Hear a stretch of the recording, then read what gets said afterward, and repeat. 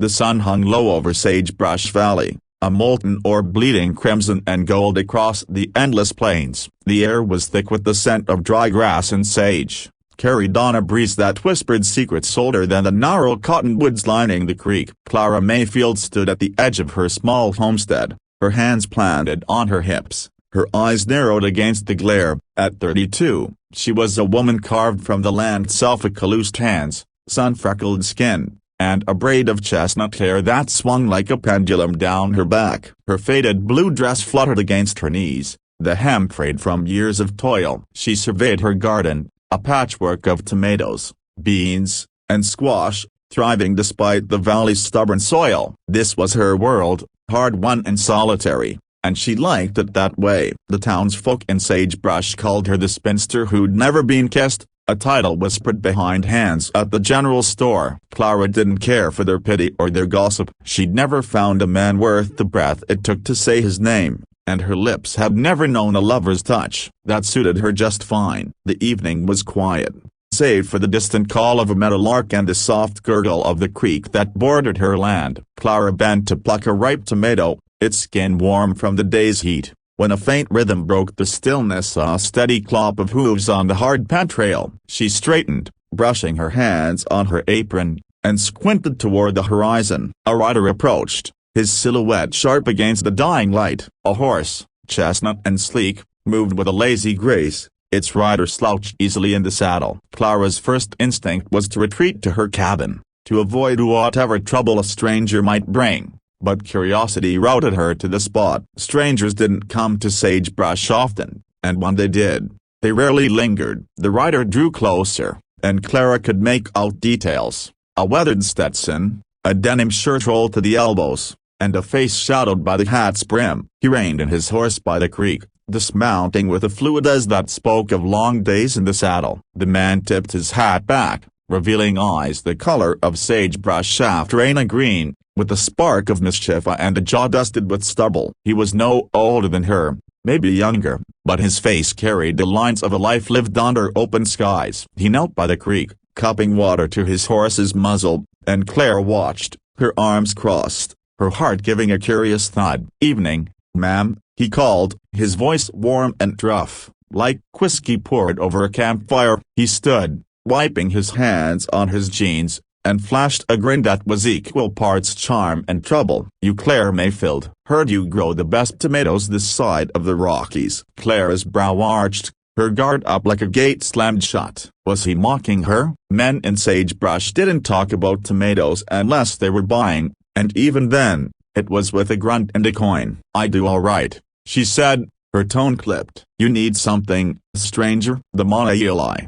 he'd later tell. Hero leaned against his horse, one hand resting on the saddle horn. "Just a drink from your creek and maybe a conversation." "Been riding alone too long." "Name's Eli Tanner, by the way, come to work for old man Carter, mending fences." Clara studied him, searching for a lie in his easy posture or his too friendly smile. Carter's ranch was a few miles west, a sprawling spread that employed drifters now and then. She'd seen men like Eli before, cowboys who blew through town like tumbleweeds, leaving nothing but dust and broken promises. Yet there was something different about him, a steadiness in his gaze that made her pause. "Creek's free for all," she said finally. "But conversation's earned." Eli laughed, a low, rolling sound that startled a sparrow from a nearby bush. "Fair enough, Miss Mayfield. How about I start by saying your garden's a sight to behold." "Ain't seen anything this green since I left Montana." She didn't smile,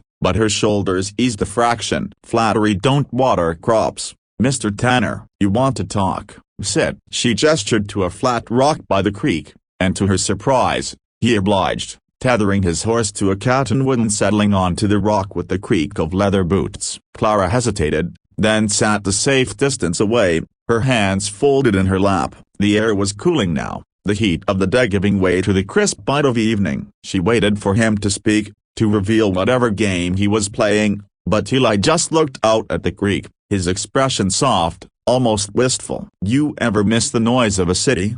he asked after a moment, his eyes still on the water. "All that hustle, folks tripping over each other to get somewhere." Clara snorted. "Never lived in one. Sagebrush is all I know, and it's enough. Quiet suits me. Eli nodded, as if her answer was exactly what he'd expected. Thought so. You got the look of someone who belongs to the land. Me? I'm a wanderer. Been from Wyoming to Texas, chasing work, chasing a broken bar something. Ain't sure what yet. His honesty disarmed her, and Clara found herself asking, what brings you to Sagebrush, then? Carter's fences ain't worth crossing half the country for. Eli's grin returned, sly but warm. Maybe I heard there was a woman here who grows tomatoes that'd make a man weep. She rolled her eyes, but the spark of amusement flickered in her chest. You're full of it, cowboy. Maybe, he admitted, leaning back on his hands. But I'm also thirsty for something real. You ever feel that, Clara? Like the world's too big and too small all at once? She didn't answer right away. His question cut too close, stirring a restlessness she'd buried under years of routine. Clara had always told herself she didn't need more than her homestead,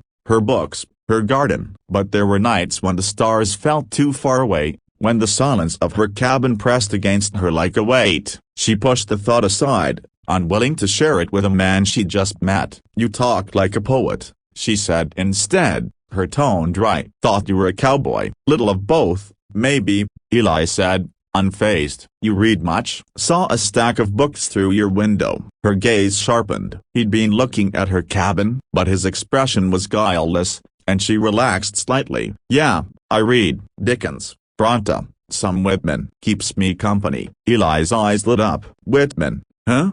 I am large, I contain multitudes.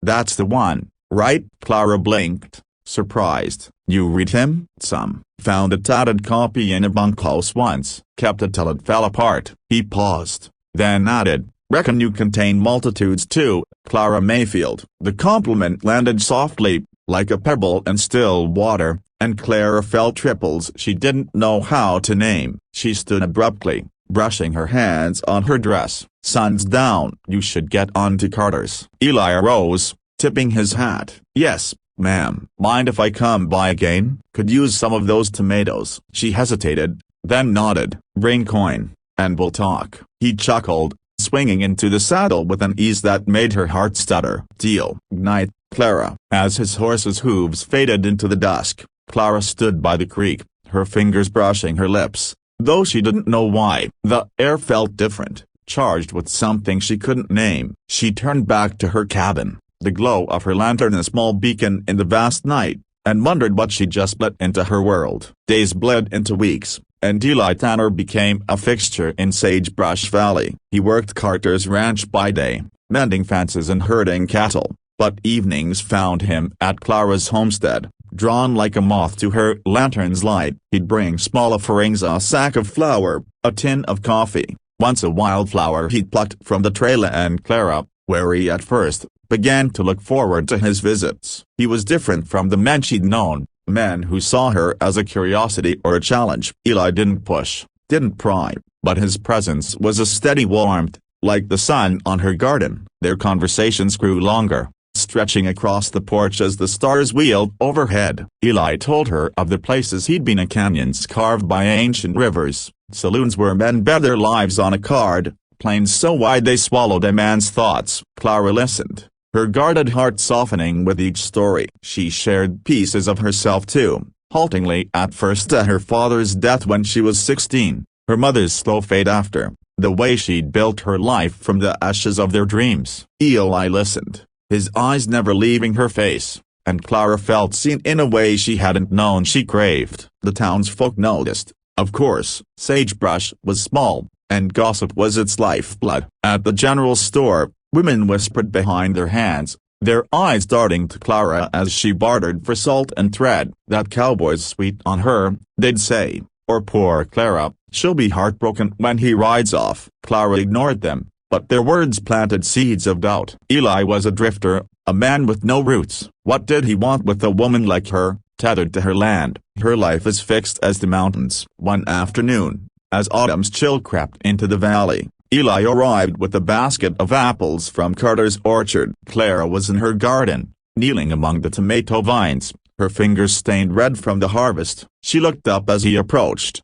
his boots kicking up dust, his grin as bright as the September sun. Thought you might like these, he said, setting the basket down. Make a fun pie, or so I'm told. Clara wiped her hands on her apron, standing to inspect the apples. You trying to bribe me, Tanner? Depends. Is it working? He plucked a tomato from the vine, biting into it like an apple, juice dripping down his chin. Clara laughed despite herself, a sound that surprised her with its lightness. You're a mess, she said, tossing him a rag. And you owe me for that tomato. Put it on my tab, he teased, wiping his face. He leaned against the fence, watching her work. You ever think about leaving this place, Clara? Seeing the world beyond the valley? She paused, her hands stilling on a vine. The question wasn't new. She'd asked it of herself on lonely nights, but hearing it from Eli felt different. This is my home, she said finally. Build it with my own hands. What's out there that's better than this? Eli shrugged, but his eyes were serious. Nothing better, maybe, just different. Thought you might be curious, is all. She looked at him, at the way the sunlight caught the flecks of gold in his eyes, and felt a pull she didn't want to name. I'm not like you, Eli. I don't chase horizons. I make my own. He nodded, as if her answer was enough. Fair enough, but if you ever change your mind, I'd show you a canyon or two. The words hung between them, heavy with unspoken promises. Clara turned back to her tomatoes, her heart thudding. She didn't know how to navigate these whatever this was. Eli was a spark in her carefully ordered world, and sparks could start fires she wasn't sure she could control. As October painted the valley in shades of amber and rust, Eli's visits became a rhythm Clara couldn't ignore. He'd help with Coressa chopping wood, fixing a loose board on her barn, tasks he took to with a quiet competence that made her respect him more than she wanted to admit. In return, she'd cook for him, simple meals of cornbread and stew, and they'd eat on the porch, the silence between them comfortable, almost intimate. One evening, under a harvest moon that hung low and full, Clara sat on her porch, a book of Whitman's poems open in her lap. Eli arrived later than usual, his horse lathered from a long ride. He tethered it by the creek, then joined her, sitting closer than he ever had, his shoulder brushing hers. The air was crisp, scented with pine and the faint sweetness of her garden's last blooms. You're late, she said, not looking up from her book. Got held up at Carter's. Rustlers been sniffing around his herd. Eli stretched his legs out, his boots scuffing the porch. You reading Whitman again? Always, she said, closing the book. He makes sense of things I can't. Eli tilted his head, studying her. Like what? She hesitated, her fingers tracing the worn cover of the book. Like why I stay here, when half the town thinks I'm wasting my life. Like why I'm a broken bar the way I am. His gaze softened, but there was a spark of curiosity in it. And what way is that, Clara? She swallowed, her throat tight. The townsfolk's whispers echoed in her mind. The spinster, the woman untouched by love. She'd never cared before, but with Eli sitting so close, the weight of it pressed against her. They say I've never been kissed, she admitted, her voice barely above a whisper. And they're right. Eli was quiet for a moment, his eyes searching hers. When he spoke, his voice was low, careful. That true? Never? She nodded, her cheeks burning. Never saw the point. Men around here broken bar, they're all talk, no heart. Never wanted their hands on me. He leaned closer, his breath warm against the cool night air. That's a damn shame, Clara Mayfield. A woman like you deserves more than that. Her heart pounded. A wild thing caged in her chest. She wanted to look away, to run from the intensity in his eyes, but she couldn't. What's that supposed to mean? She asked, her voice trembling. Eli's hand lifted, slow and deliberate, giving her time to pull back. She didn't. His fingers brushed her cheek, rough but gentle, and he leaned in, his lips hovering near hers. Let me fix that, he murmured, and show you real love. Before she could think, his lips met hers, soft but sure, tasting of dust and something sweeter, like the apples he'd brought her. The kiss was brief, a moment suspended in time, but it set her world ablaze, like a match struck in a dark room. When he pulled back, his eyes searched hers, a question in their depths. Was that all right?